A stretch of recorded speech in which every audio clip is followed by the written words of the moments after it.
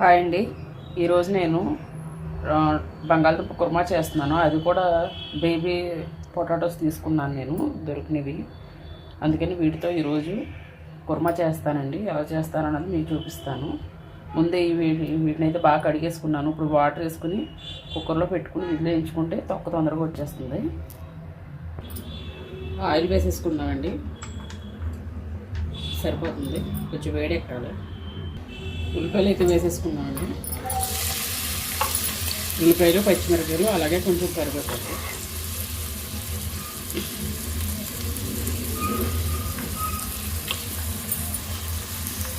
అలాగే కొంచెం పసుపు కూడా వేసుకున్నాను. అలాగే కొంచెం కల్లుప్పు కలిపేసుకున్నామండి. బాగా ఉల్లిపాయలు బాగా మధ్య పెట్టుకున్నాం. బంగాళదుంపలు ఆల్రెడీ ఉడకబెట్టేసుకున్నాం, తొక్క తీసేసుకున్నాం కాబట్టి ఎంతో టైం పట్టుకుంది కూరకి.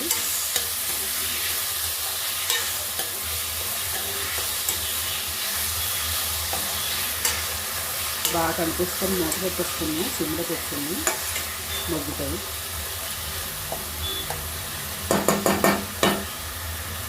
ఇట్లయితే మూత పెట్టేసుకున్నాము. ఒకసారి చూసుకున్నాము,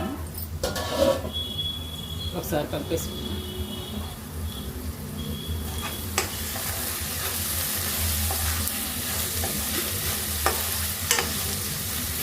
ఇంకా మగ్గాలండి ఉల్లిపాయలు.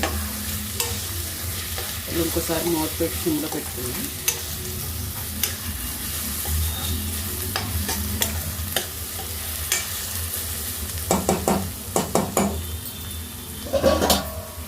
ఒకసారి సిమ్లో పెట్టుకుని మగ్గు పెట్టుకున్నామండి. ఒకసారి చూసుకుందామండి.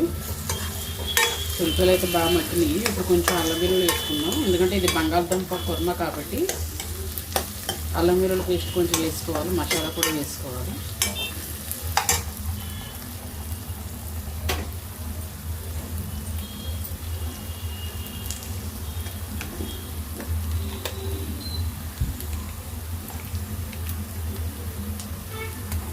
స్పూన్ కొంచెం వేసుకోండి. చిన్న స్పూన్ కాబట్టి నేను ఒక స్పూన్ వేసుకున్నాను.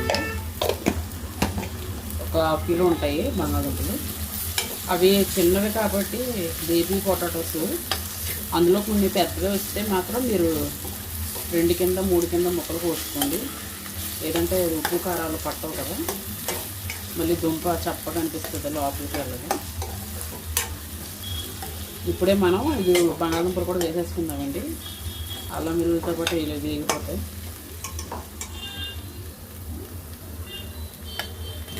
నేను పెద్దవి 2 ముక్కలు 3 ముక్కలు పోసుకున్నాను.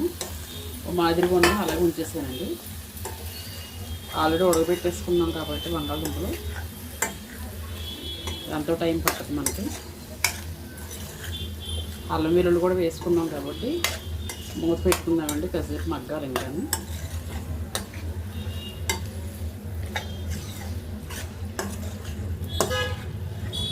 మామూలుగా కొంతమంది అయితే జీడిపప్పు పేస్ట్ వేస్తారు. ఆల్రెడీ మనకి బంగాళదుంప అంటే స్వీట్ అండి. ఆనియన్స్ గ్రేవీ కోసం ఎక్కువ కోసుకుందామన్నా స్వీట్ అయిపోతుంది. అందుకని నేనైతే జీడిపప్పు పేస్ట్ అదేం వేయను గ్రేవీ కోసం. ఒకసారి మూత పెట్టేసుకుందామండి. ఒకసారి చూసుకుందామండి. ఒకసారి బాగా కలుపుకోండి.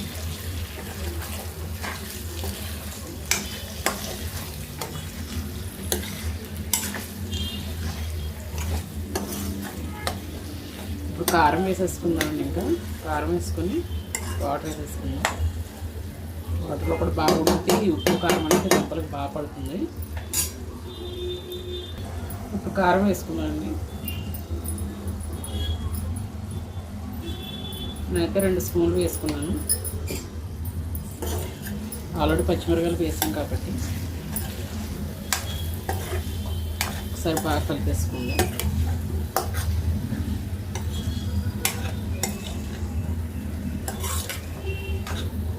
ఇందులోనే ఇప్పుడు గ్రేవీ కోసం కొంచెం పెరుగు వేసుకుందాం. మనకు బంతి భోజనాల్లో మసాలాతో పాటు పెరుగు కూడా వేస్తారు. ఎక్కువ ఆనియన్స్ వేసుకున్న తీపి వచ్చేస్తుంది. అలాగే గసగసాలతో పేస్టు జీడిపప్పు పేస్ట్ కూడా ఎక్కువ వేసుకున్నాం, తీపి వచ్చేస్తుంది కాబట్టి మనం పెరుగు వేసుకుందాం. ఇప్పుడు పెరుగు కూడా ఇందులోనే మగ్గిపోవాలి.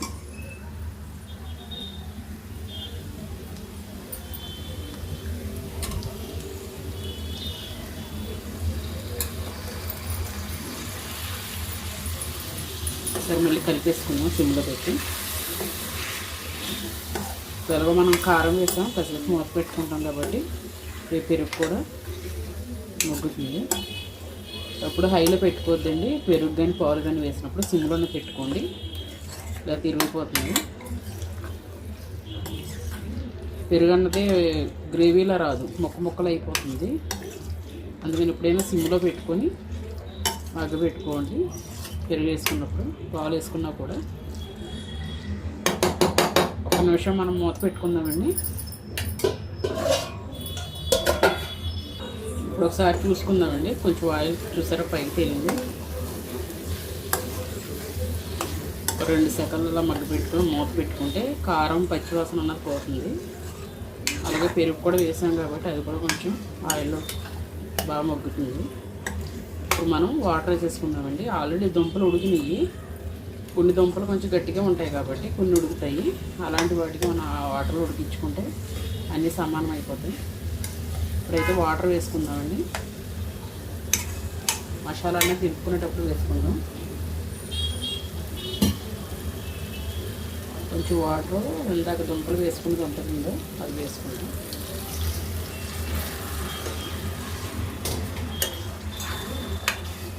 కొంచెం వాటర్ పడుతుంది. ఉడకాలండి దుంపలు, ఎందుకంటే ఉప్పు కారం అనేది పట్టాలి దుంపల్లోకి. అందులో ఇవి బేబీ పొటాటోస్ కాబట్టి కొన్ని కొయ్యలేదు మనం, కొన్ని కట్ చేసుకోలేదు. కొన్ని అయితే 2 కింద కట్ చేసుకున్నాం.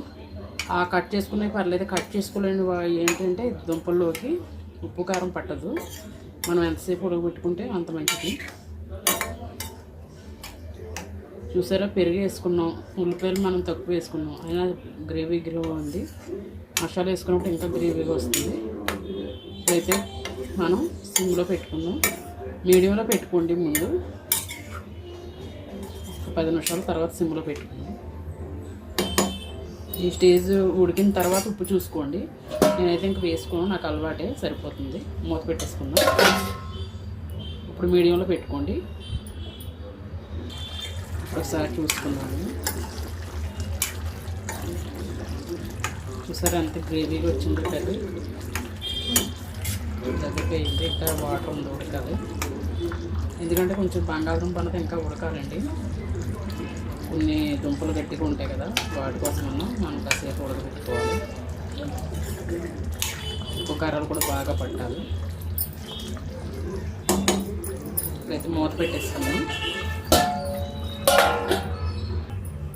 ఒకసారి చూసుకుందామండి. బాగా దగ్గర పడిపోయింది కూర. ఇప్పుడు మసాలా వేసుకుందాం.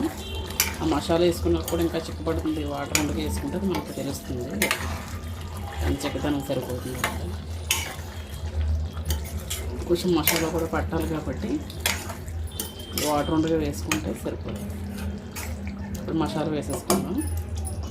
గరం మసాలా లేదంటే నార్మల్ మసాలా, చికెన్ మసాలా ఏదన్నా వేసుకోవచ్చండి, బాగుంటుంది. ఎందుకంటే ఇందులో నేను మసాలా దినుసులు ముందు వేయలేదు కాబట్టి చికెన్ మసాలా వేసుకుంటాను, బాగుంటుంది ఫ్లేవరు.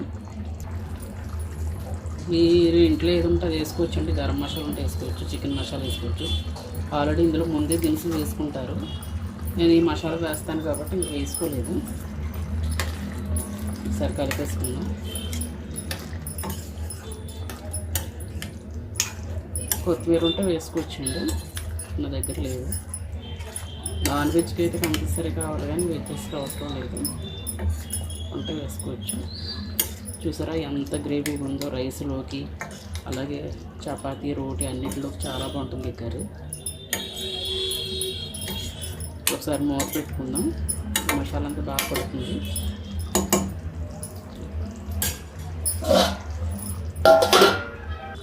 సారా చూద్దామండి. చూసారా కట్టేసుకోవచ్చండి. ఇది కట్టేసిన తర్వాత కూడా గ్రేవీ బాగా దగ్గరికి చల్లారిపోతే ఇంకా చిక్కబడిపోతుంది. చాలా అంటే చాలా టేస్టీగా ఉంటుంది. మీరు కూడా మీ ఇంట్లో ట్రై చేయండి. చపాతీ చేసుకున్న రైస్కి అన్నిటికి బాగుంటుంది. ఇలా చేసి పెడితే పిల్లలు కూడా చాలా ఇష్టంగా తింటారండి. నా వీడియో కనుక మీకు నచ్చినట్టయితే నా ఛానల్ని సబ్స్క్రైబ్ చేసుకోండి, లైక్ చేయండి, షేర్ చేయండి, మర్చిపోద్దండి. మీరు కూడా ట్రై చేయండి. చూసారా ఎంత గ్రేవీగా ఎంత చిక్కగా ఉందో, పిల్లలు అయితే చాలా ఇష్టంగా తింటారు. ట్రై చేయండి. మరొక మంచి వీడియోతో మళ్ళీ కలుద్దామండి. అందరికీ బాయ్ అండి.